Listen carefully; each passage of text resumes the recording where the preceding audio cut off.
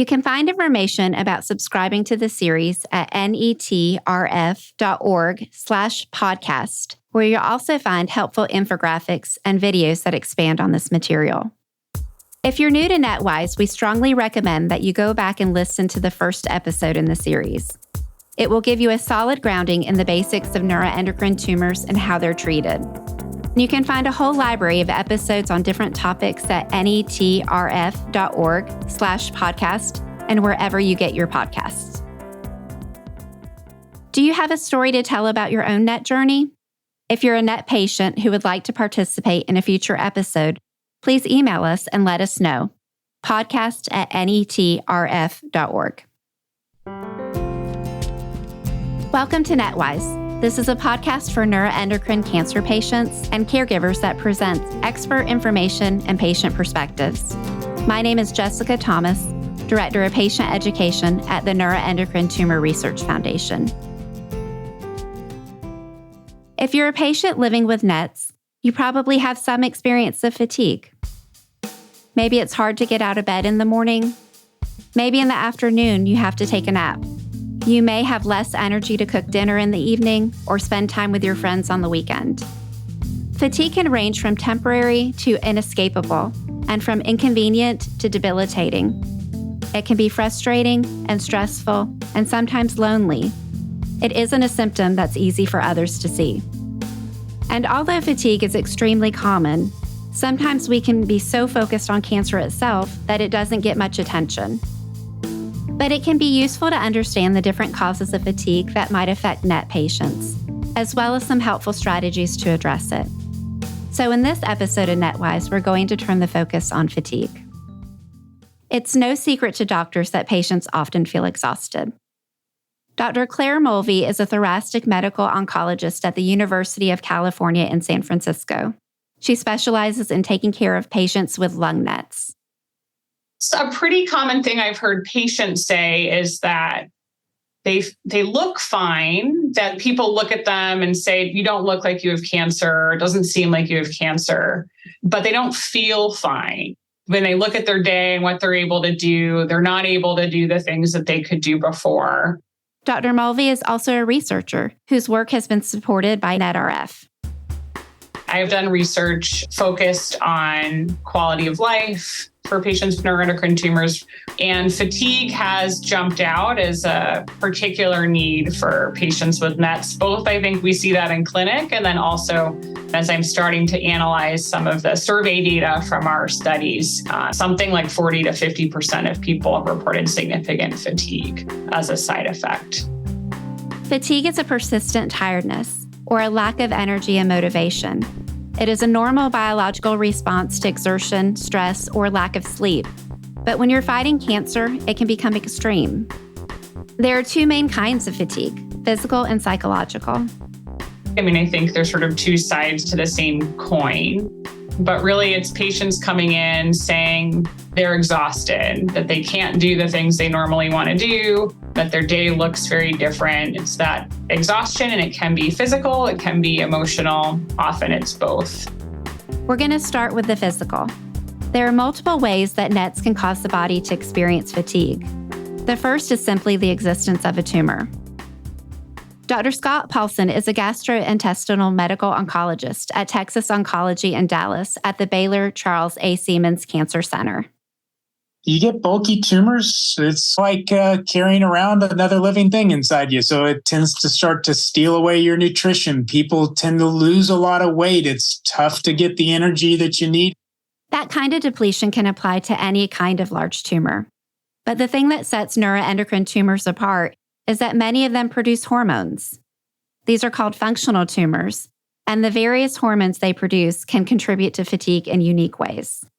These tumors can make hormones that can make you feel better, make you feel worse. It can mess with your blood sugar, can change how you absorb certain types of foods. The most famous syndrome caused by neuroendocrine tumors really is carcinoid syndrome, which is a syndrome where you have a tumor, usually one that started in the small intestine or maybe the lung, that makes way too much serotonin. Serotonin, when it's not in your brain, and it's out in your body, it tends to cause all this flushing. It tends to cause a lot of diarrhea. It tends to change how you absorb things. And it does tend to cause fatigue. Certainly with carcinoid syndrome, having to use the bathroom often definitely contributes to fatigue. If you're having to get up in the middle of the night because you're having diarrhea, that can prevent people from sleeping. It can affect their appetite. And then these problems snowball. If the carcinoid syndrome is getting worse, then the sleep problem might get worse, then the fatigue might get worse. Serotonin is just one of the many hormones that different kinds of functional NETs can produce. Other hormones can also cause fatigue.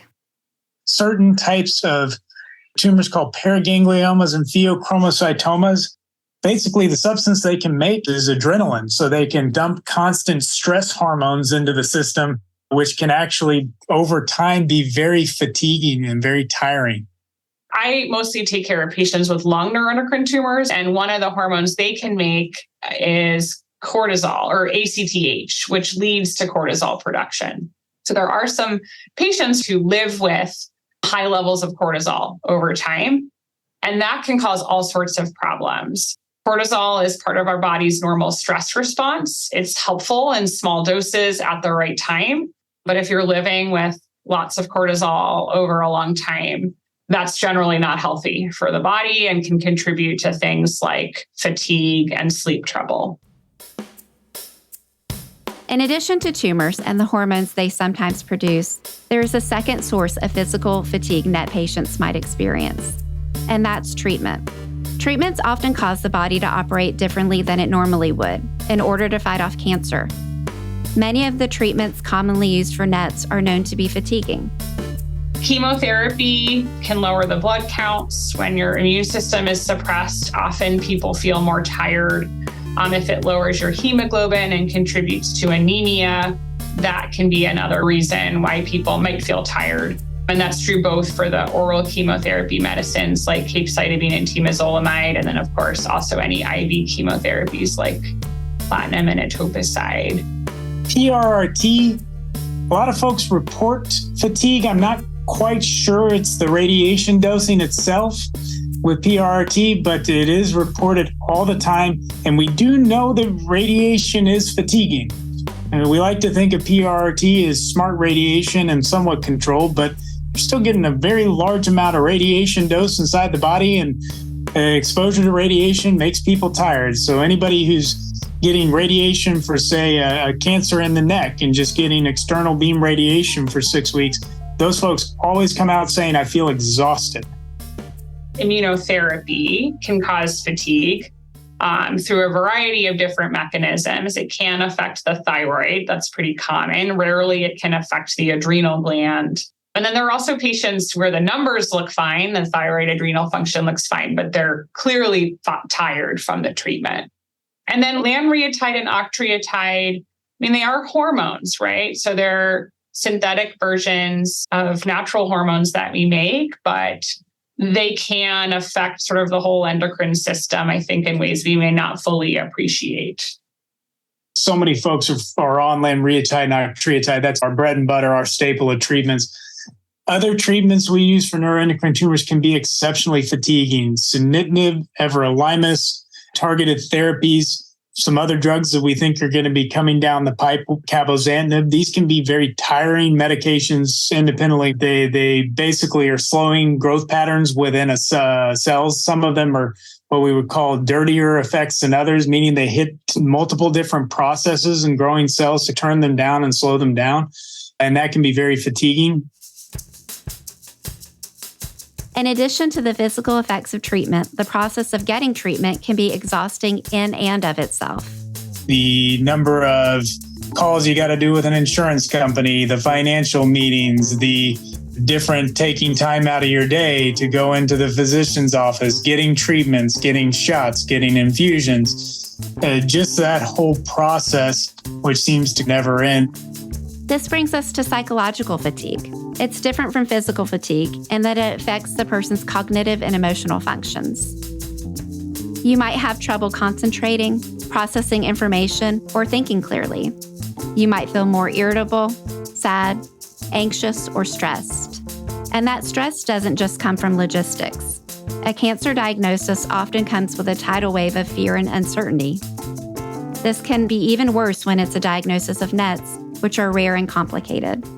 I come back to this idea of a patient saying, I look well, but I don't feel well.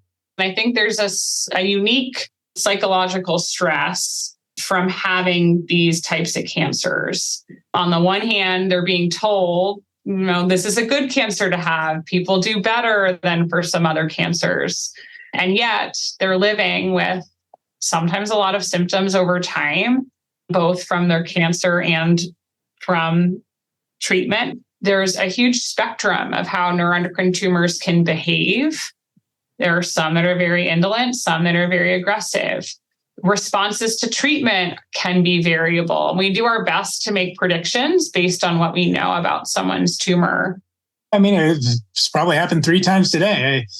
I saw somebody with a new diagnosis of neuroendocrine tumor, likely has some small residual left over after a surgery. A tiny amount and a very difficult to remove lymph node.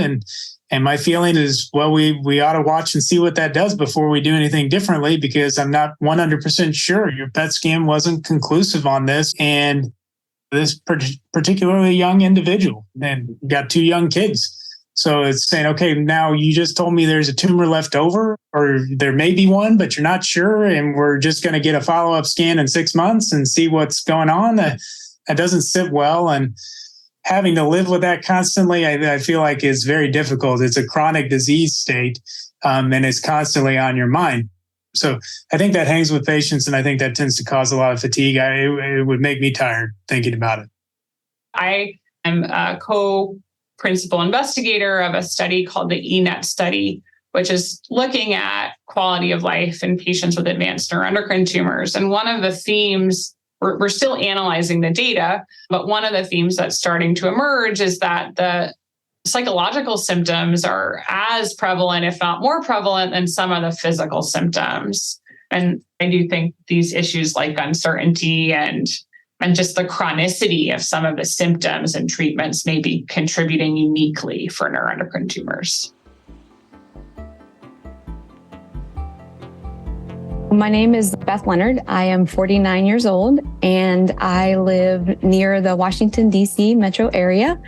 And my diagnosis is neuroendocrine cancer, stage 4 neuroendocrine cancer.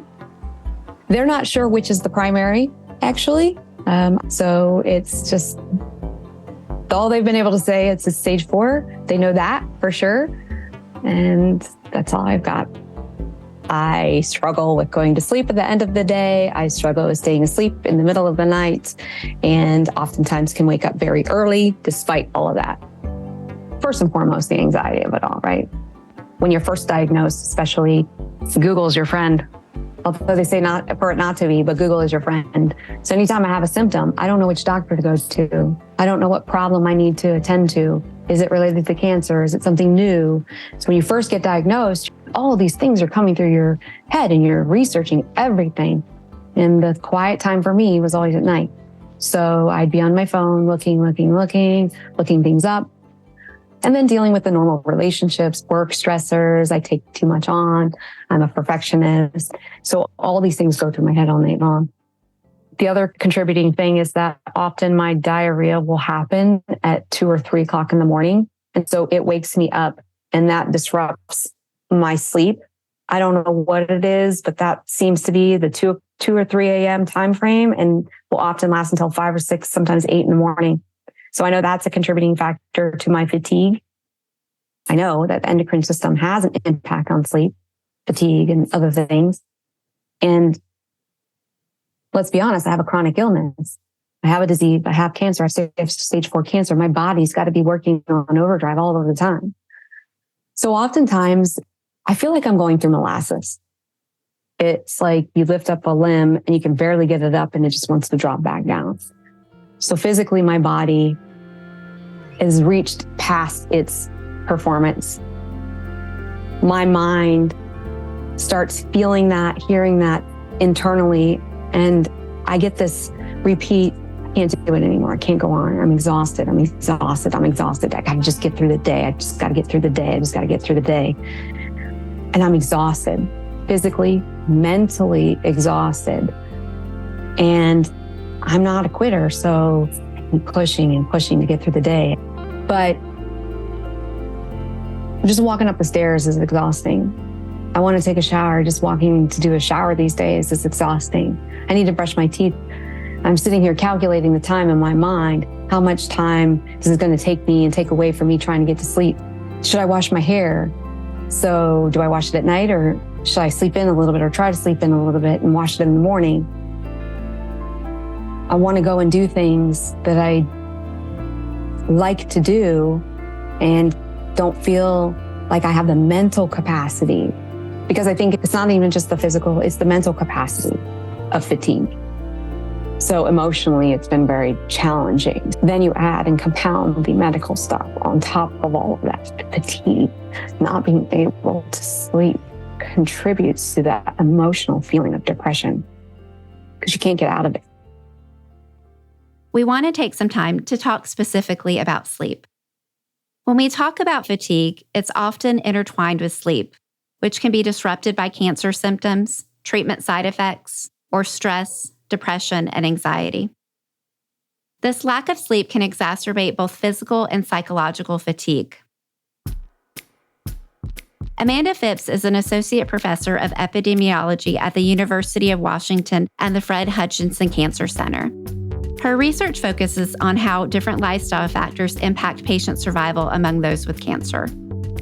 The consequences of not getting enough sleep will really vary according to how consistent or how long-term the sleep deprivation is in a patient.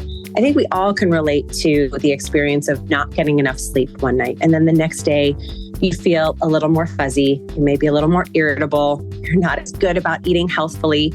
And that, of course, is going to be true for patients with cancer as well. And in the long term, consistently not getting enough sleep or sleeping poorly can have all kinds of negative effects on our health. It can have an impact on things like our immune system, our ability to fight off infection, our ability to fight cancers as well. Our body really relies on our immune system to help us repair damage that's done by cancer, help us to fight the cancer, and help us, again, to protect us from infections while a patient has cancer. And certainly for many patients with cancer, when you are going through treatment, you may be in this immune compromised state. And so certainly in that state, your body needs sleep more than ever. Dr. Jaspal Singh is a pulmonary critical care and sleep medicine physician in Charlotte, North Carolina, where he's a part of the Levine Cancer Institute at Atrium Health and Wake Forest School of Medicine. When you have a patient with cancer, you want that patient's body to have the best chance to fight that cancer. Then on top of that, patients with cancer are oftentimes treated with medications or other therapies potentially that also can weaken the immune system. So it's like when you're going into this battle, your cancer patients are going to want to have as much advantage as possible, or least disadvantage as possible. And optimizing your immune system is important. This can be especially important if you're receiving immunotherapy. One hypothesis is that, especially when you're looking at patients receiving treatments with immune modulated therapies that work through immune pathways, that not getting enough sleep, which then has an impact on your immune system, can impact a patient's ability to respond to those therapies. In addition to increasing physical fatigue and compromising the immune system, lack of sleep can have serious effects on our mental health. We do see a link between certain mental health conditions and sleep patterns, like depression, for example. But there might be sort of a chicken and the egg situation. Different mental health conditions may impact our ability to get good quality sleep. Things like anxiety and stress can impact our ability to fall asleep at night and to stay asleep. But they also may have implications for our stress levels and our anxiety levels if we aren't getting enough sleep. So it works both ways. These issues are all complex and interconnected. Stress, anxiety, depression, cancer symptoms, treatment side effects, they all impact and are impacted by our quality of sleep and our level of fatigue. The idea of sleepiness and fatigue, in a pure sense, they're different. But as you can imagine, they blur quite a bit. If you're a cancer patient and they say they're tired, for example, that's a common sort of concern of many cancer patients. They're always fatigued, they're always exhausted, but if they're falling asleep while doing their usual activities, that's a different sort of animal. And I think sometimes it's hard to dissociate which is an extreme fatigue versus a sleep disorder. And I think skilled clinicians really try to separate those two and try to address them in a potentially concerted manner, but maybe separate strategies for the sleepiness versus the fatigue. Those strategies can include exercise, proper nutrition, good sleep habits, and medication. The goal is to put the routines back in balance that may have been disrupted by cancer. One thing that really motivates me in my work is the understanding that when a patient is diagnosed with cancer, there is so much that feels out of their control.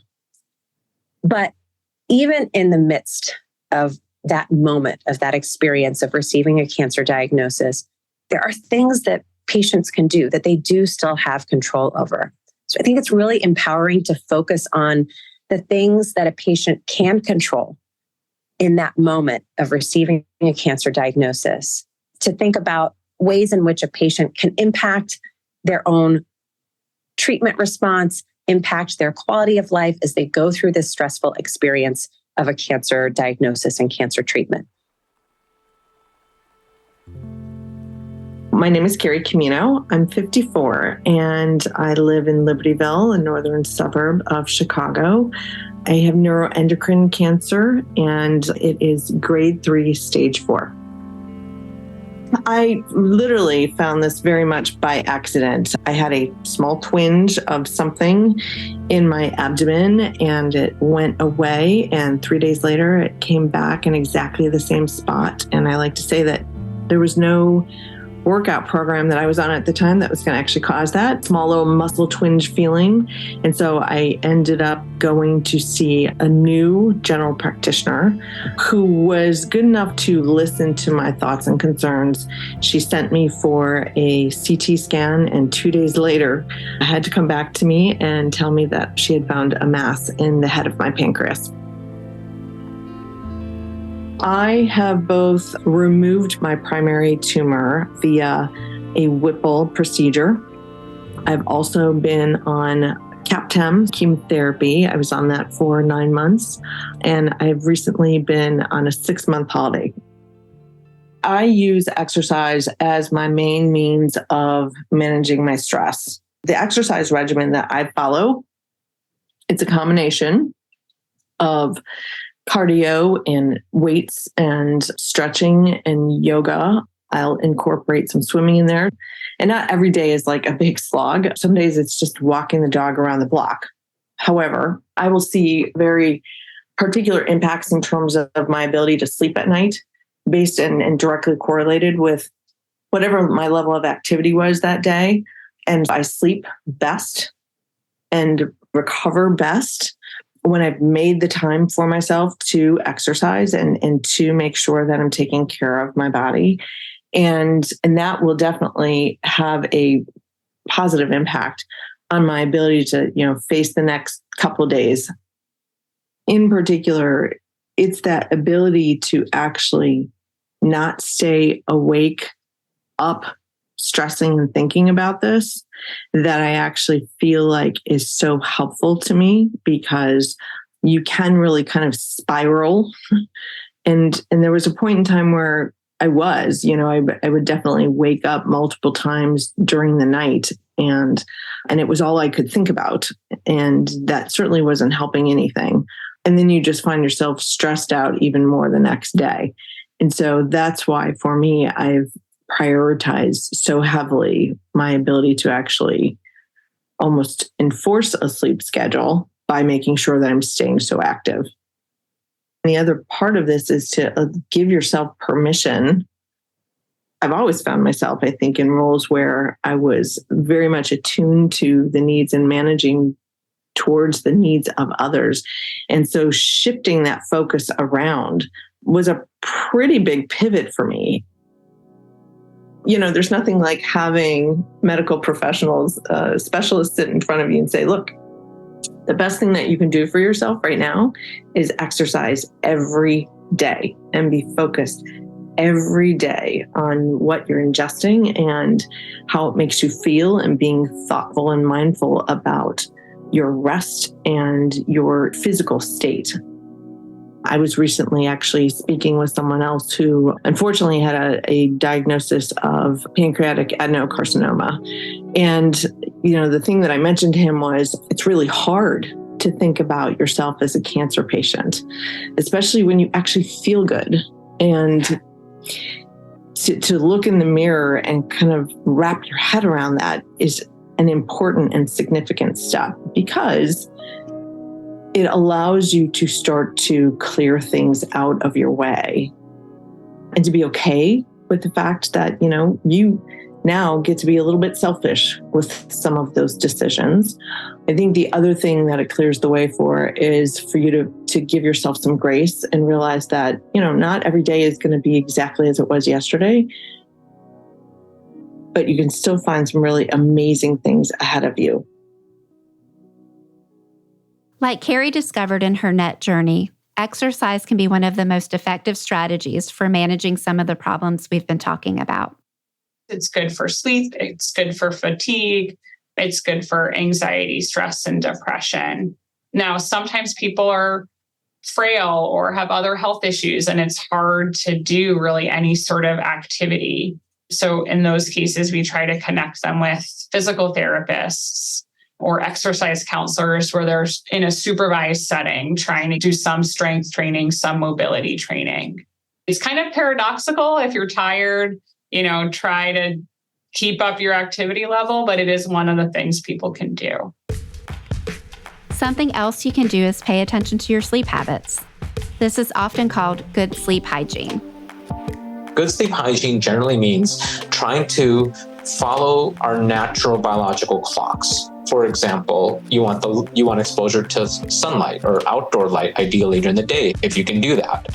Obviously, with certain medications and certain situations, you probably don't want to do that, but paying attention to your body's clock, you might say. So when it's nighttime, don't stay up and use devices, electronics, and gadgets. You want to really have some decompression time and use the bed mainly for intimacy or for sleeping.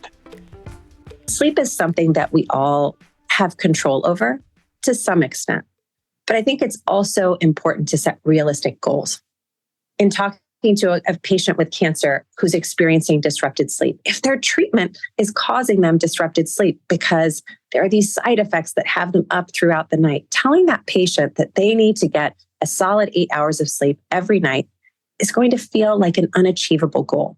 But there are aspects of sleep that might feel more controllable.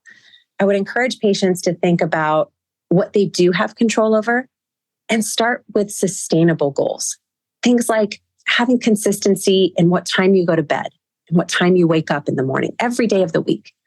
Thinking about the environment in which you sleep. How dark is it? How noisy is it? Are you setting yourself up for success? Think about the different aspects of your sleep that maybe contribute not just to the quantity of sleep that you're able to achieve, but also the quality. Sometimes these behavioral changes aren't enough, and patients still feel exhausted. At that point, medication could be a helpful intervention in treating sleep troubles and fatigue. So I've seen our palliative care symptom doctors recommend things like, so there's a little data for stimulants, some of the treatments that folks, for example, with ADHD might use, like Ritalin or newer versions of that. I've had some patients have good luck. They're short acting, they may take a dose in the morning. Sometimes that can help fight fatigue. So all of this, has to be done carefully with pharmacy. But yeah, that's another tool in the toolbox. Sleep medications are commonly prescribed, especially in our cancer patients. If patients do need a medication, we try to, first of all, make sure that they're safe with their other biological therapies or cancer therapies. That's the first level. And the second thing is we try to find medications that are the least sedating if possible, because the more sedating a medication is, the more potentially it might add to the patient's fatigue. And we really don't want to add to more fatigue if at all possible. Some of the ones we might try are things like melatonin, for example, some of the shorter acting agents if needed, with the caveat that we also know that the minute some of those medications are started, some of them can be habituating. And so We really try to minimize using medications if at all possible, but in patients that we do need them, we just counsel them appropriately, make sure we use the lowest dose needed for the shortest acting agent possible, and hopefully try non-pharmacological or non-drug methods of managing the insomnia. I would say anytime a person is considering sleep medication, it's something that they need to be talking about with their care provider and not something to take lightly. And certainly not something that we want to see people using on a long-term basis. Regardless of what strategies you might be considering, the place to start is with a conversation with your doctor. Fatigue might not be something they bring up with you on their own accord, and it's important to advocate for yourself. It's not unreasonable to talk with somebody and do a separate examination, do a focused history and physical on just those aspects to try to tease out, is there a sleep disorder hiding here? Is there just cancer-related fatigue? Is there something else, like a mental health issue or stress issue or something else socially happening with that patient that's contributing to all their symptoms? And I think it's very hard. Or is this expected with the type of therapy? Some of the newer therapies that we have, biological therapies, for example, can risk different manifestations of fatigue and sleepiness that we're not traditionally used to.